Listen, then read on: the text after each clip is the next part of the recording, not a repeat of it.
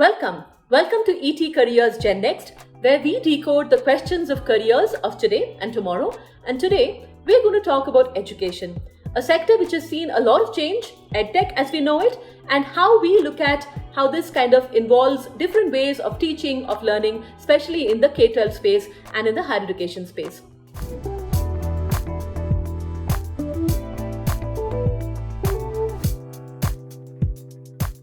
So, education in the last 2 years, we have seen a lot of changes, and digital learning was something which we were all getting used to. But now, post the pandemic, the institutions are really front and center in terms of the trust which people have in how they look at educational learning, especially in the K-12 segment.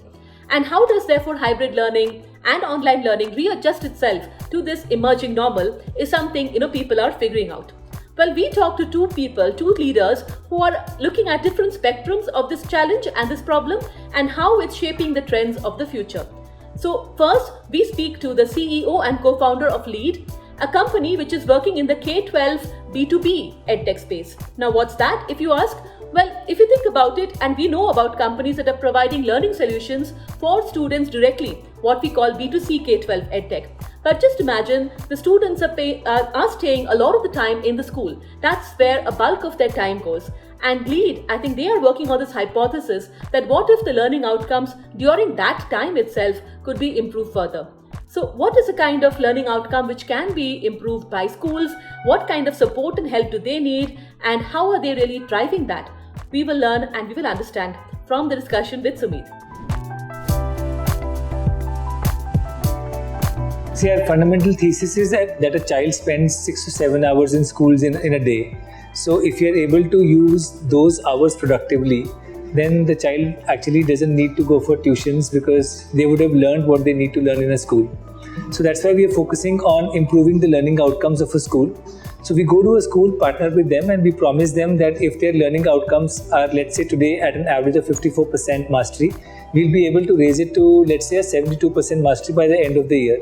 So this concrete mastery guarantee that we are able to give to schools when they implement our program is really why schools would partner with us. And then they see a big difference in their pre versus post. So far, we've worked with close to 3,500 schools.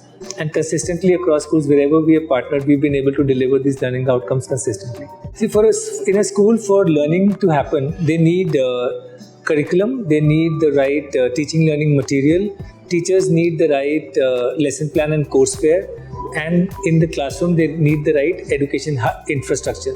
So we have an integrated solution which captures all of this. So a school before LEAD would be using books from a different publisher, smart class from a different player, teacher training from another player, school ERP from another player. And then they're struggling to put all this together because, in a small school, in a small town, it's not easy to integrate. And we are saying that rather than having disaggregated solution, which don't amount to the outcome that we are wanting, we at the back end would integrate all of this and layer it with the right pedagogy so that when the teacher is using it, all of these come together and it's easy to use for the teacher and get the outcome. So we implement what we call an integrated system in a school, which has courseware, books, workbooks, software and hardware, all of it put together. See, it's very simple. We've got to understand the student's starting context and the learning challenges. And for Indian context, we've learned that one big challenge is that students are not able to understand the language of the subject because most of them go to English medium schools, but they come from vernacular medium families. So they're not able to learn math in English, science in English, social studies in English. So we've got to improve their English level so they can understand these subjects. That's number one. Number two is, world over, we know what are the best ways to teach math and science and social studies. So a lot of our work is on pedagogy. Once you fix the pedagogy, then you can fix the learning outcomes. The way we measure it, we measure the starting level and then we measure the end level. And if there is growth, then we know learning outcomes have improved. Not just that, we look at a very, very different spectrum. What are the solutions emerging for teachers today, right? A question people don't often ask. But teachers today actually can teach multiple different skills online. And many people who are creators, they are known as creators, can also teach very, very different kind of skills without being professional educators. But if they have a good way of teaching a skill and a really unique skill that people want to learn, yes, they can go online and they can teach. And there are tools that can help them do that. And that's just what Mukul Rastogi at Class Plus has been doing. So we speak to him and we try and understand what are these kind of tools that can help teacher creators directly go online, and what's the impact they can bring, what kind of teachers are actually adopting these kind of tools. I think we've been fortunate to essentially serve teachers, institutions, content creators, YouTubers, anybody who basically essentially wants to launch their own online coaching business. They can essentially use the Class Plus platform, make their own storefronts and start teaching to their audiences across, whether it's their offline audiences or their audiences who are sitting on their social media. So every kind of existing educator as well as people who aspire to launch their coaching businesses can essentially use us. Our most common profiles to start off with were obviously academic coachings, people who are teaching pretty conventional stuff, like right from science and maths tuitions to IIT JEEs to UPSC to government exams. And over the last 2 years, especially post Wave 2, we have seen all sorts of people, right from somebody who's teaching organic farming to somebody who's teaching stock markets to photography to astrology. Like anybody who wants to essentially run their online coaching business in any stream of field, like they can use our platform. So it's a horizontal SaaS platform for that. So if you want to start something and let's say you start your journalism classes, you essentially come to us.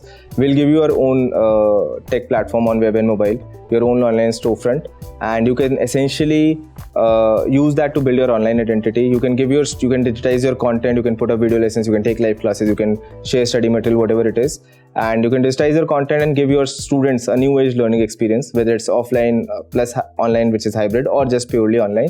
And essentially all the students who follow you, whether it's from your locality or from your social media base or from your references from your existing students, they can come and they can join your online platform, and you can list your course material over there, and if they like it, they can essentially pay for it, and that's how you increase your income. And we have seen some fantastic stories. So I know of somebody who used to be a farmer in Himachal Pradesh. Today, he makes more money by teaching other farmers how to do organic farming. We have had people who have essentially left their consulting jobs and now are teaching full-time how to crack consultancy jobs and how to build their online CVs and careers. So right from career counseling to yoga to probably sports to probably stock market to photography, like people are using the platform to educate their learner base of India across many disciplines. So they're essentially taking a plunge into entrepreneurship. They're becoming edtech entrepreneurs using our platform, and that's the biggest joy that we as a company experience, because we're not just building a company for ourselves, we are also helping a lot of other educators and creators build their companies. And their biggest hurdle was always about technology. How do they build technology? How do they scale technology? What are the different functionalities that they can build in order to serve their students? And all of that is now, let's say in a softer words, it's outsourced to us, right? So they just take care of teaching and essentially making better content and then putting it on our technology and serving their students. So that is where the opportunity and the hurdles lie. So we as a platform are net neutral. We are equal for every creator and educator in the country. We will give them the best of the technology that they can use. We are like their toolkit to essentially turbocharge their edtech business, and we are essentially their armory to basically build their online brand. And then everything else like is their and their students matters. We don't put a check or a mark on any teacher's quality. We're not that's not our job, right? What we'll bring back next to you is, let's move from this to the higher education segment and also look at this emerging world of testing and assessments and see what's happening there. That's all for now. That's me, Debleena at ET Careers GenNext, signing out. Thank you so much.